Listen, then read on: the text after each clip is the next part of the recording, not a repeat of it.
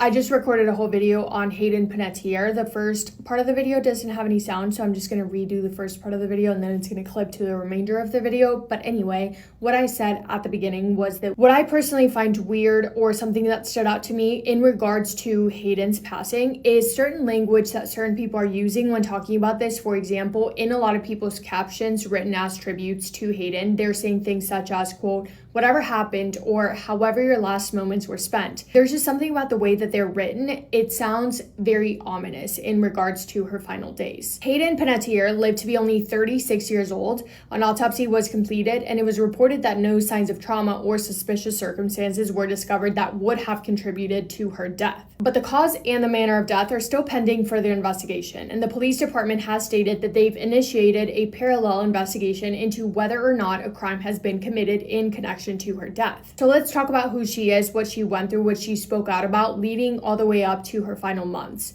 Hayden Leslie Panettiere was born August 21st of 1989 in New York, and she was famous and in the spotlight for nearly her entire life. She began her career as an infant, appearing in a commercial at 11 months old. She was booked for many other commercials as a toddler, and by the time that she was in her teenage years, she had been in more productions than most actors accumulate in a full career. Her earlier work included films such as Remember the Titans, Ice Princess, other ABC and CBS productions, the Bring It On franchise, additional Disney Channel films, and television appearances that kept her face in front of audiences throughout her childhood and into her adolescence. At a very young age, she was nominated for a Young Artist Award and a Grammy Award, making her the 5th youngest nominee for a Grammy. She was the kind of child star who seemed to exist everywhere at the same time, on TV shows, in commercials, in movies, at public events. Point being that she was, from a very young age, someone that the world wanted to watch. One of her most notable roles came in 2006 when she was casted as Claire Bennett in the NBC science fiction drama Heroes. That show became a cultural phenomenon, and although she already was, Hayden after that became even more so incredibly iconic. After Heroes concluded, Hayden found her second defining role in Nashville, the ABC drama in which she played Juliet Barnes, a country music superstar navigating fame and the particular pressures of life that come with being at the top of an incredibly demanding industry. She received multiple nominations for that role. In fact, she was widely praised as being one of the best things about the show. And she was, during those years, one of the most visible young women in American entertainment. She was also, during those same years, beginning in around 2009, 2010-ish, in a relationship with Vladimir Klitschko, a Ukrainian heavyweight boxing champion.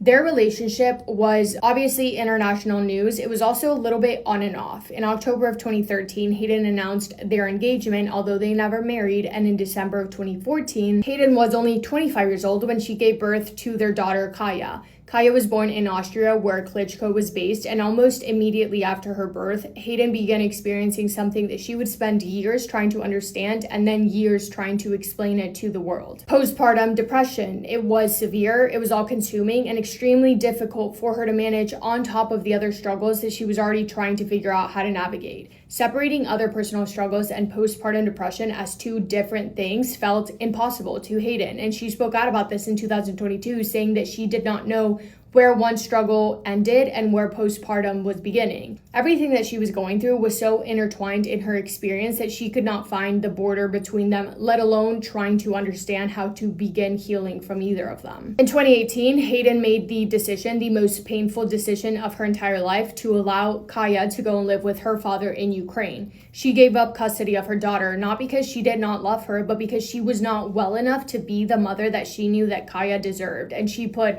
her daughter's well-being above her own presence in her life. Quote, "The idea that anyone would think that I would just give my child away and be okay with it is heartbreaking. It could not be further from the truth. It became this horrible cycle for years of battling depression and anxiety and substance and just me trying to find my way back." And just to make it clear, Hayden did keep a very close relationship with her daughter, Kaya, until the very end. In her own words, Kaya knew and knows that she has two parents who love her very, very much. And even though motherhood didn't play out to be the way that Hayden had hoped that it would, she loved and cared for her daughter every waking moment and until her very last day. She had an incredible relationship with her, even though they did not actively live in the same place together. After her relationship with Klitschko ended, Hayden then began a relationship with Brian Hickerson, a relationship that became public in 2018 and proved to be very deeply troubled. Hayden's involvement with Brian lasted all the way up until 2026. In fact, he was one of the two people who were there with Hayden in her final hours. The things between the two of them got so bad to the point that Brian Hickerson was arrested and charged with domestic against Hayden. He pleaded no contest and was sentenced to 45 days in jail, 3 years of probation, and mandatory counseling. Hayden also had to hire security to keep him away from her. She spoke out publicly about the things that she had experienced within that relationship, describing it as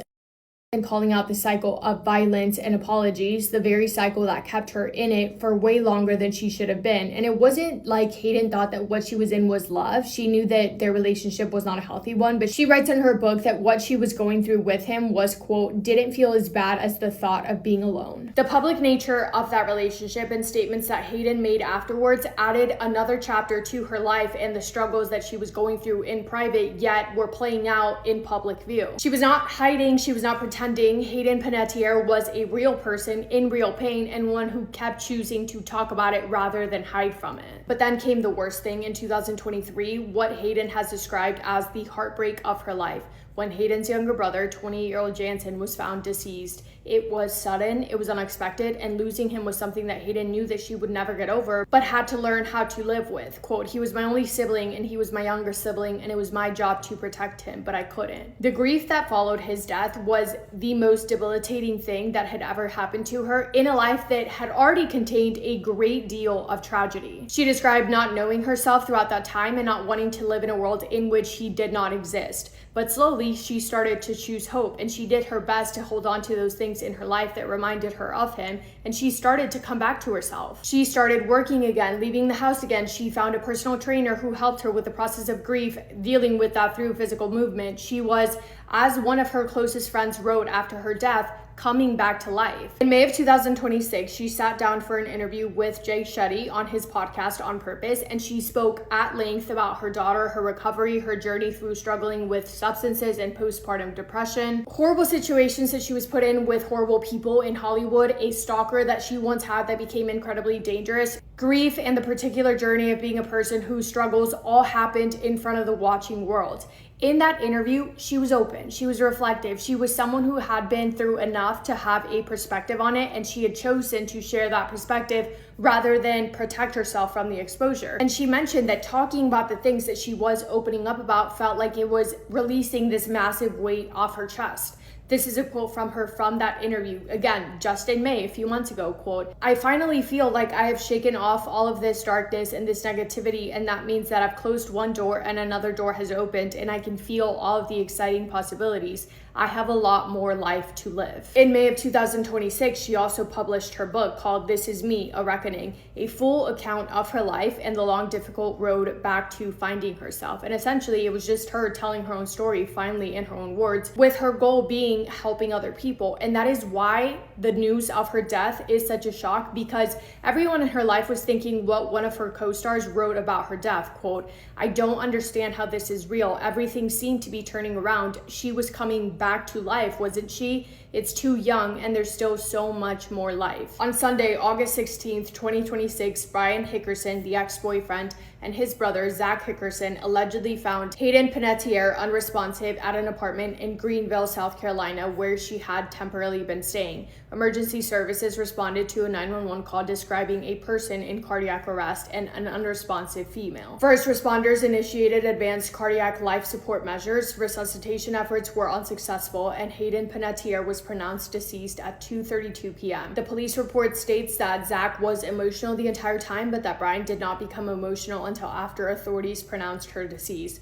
Following that, Hayden's father made a statement, quote, It is with profound sadness that we share the tragic passing of our beloved Hayden. She was an incredible light and a force of nature who brought immeasurable love and joy to all of those who knew her and to the millions of people who watched her on screen. The Greenville County Coroner's Office completed an autopsy on Monday, August 17th, and stated that no signs of trauma were discovered that would have contributed to her death, which is being investigated as an apparent. But it feels like now there is an investigation underway that has authorities searching for clarity, because since then, the DEA has joined the investigation. And Brian Hickerson is at the center of that investigation, given his history with Hayden and the fact that he was there, the only other person, the other one being his brother, when Hayden became unresponsive. Brian is a key source of information because he was there in her final hours. He was there when she was pronounced deceased, and allegedly when authorities arrived, he showed an officer a bag of her medications, I guess to say that that's what she would have taken that led to her death. So what does it mean now that the DEA is also investigating this? As of right now, no one has been accused or charged in relation to her death. However, that can change. I feel like there's two obvious possibilities as to why the DA would be involved. Those being that there might be someone, perhaps a supplier, that could have given Hayden or someone close to her a certain substance that would have led to her death. Assuming that they gave her something without her knowing what it was and that she took it thinking that it was a regular medicine, perhaps for, say, for the back pain that she was dealing with. Maybe she took it thinking that she was taking it for that pain without knowing that she would not come back from it. Or the other option is that Hayden didn't take anything knowingly and that it was given to her in a way that she would have had no idea about. And it's been stated that no foul play was involved, but all that means is that her death was not violent, but it doesn't rule out the option of this being a homicide and of someone being criminally liable for it. Whether that person would be Brian Hickerson or a supplier or somebody else, who knows? The investigation likely means that authorities are looking through history of communication, whether it's text or phone calls or emails, and what they're searching for, I assume, is any sign of a plan or previous knowledge leading up to her death about her death. Another big theory floating around online ties back to that interview that Hayden did with Jake Shetty, in which she mentions a story, a very terrifying, horrible story in which a person in the industry that she trusted and considered a friend put her in an extremely vulnerable situation with a man who she did not name, but a very powerful man in Hollywood who Hayden deemed as dangerous. People of the public have considered the possibility that higher ups in that world could have been wary that Hayden would one day release their names and what they did to her, and because of that would then have a motive to ensure that that would not happen. Whatever happened, I think it's clear to everyone that something is not right, but as of now it is unfortunately more questions than answers. And we can only hope that this investigation is done in the right way, whatever that looks like. Yeah, she deserved so much better than what she got, and it's awful. That is all I have for today. Thank you guys for spending time with me today, and sorry about the editing in this video. I know it's a bit weird. Hope you guys are having the best day. If not, go do something to make it the best day, and I will see you in my next video. Massive kiss on the forehead to every single one of you.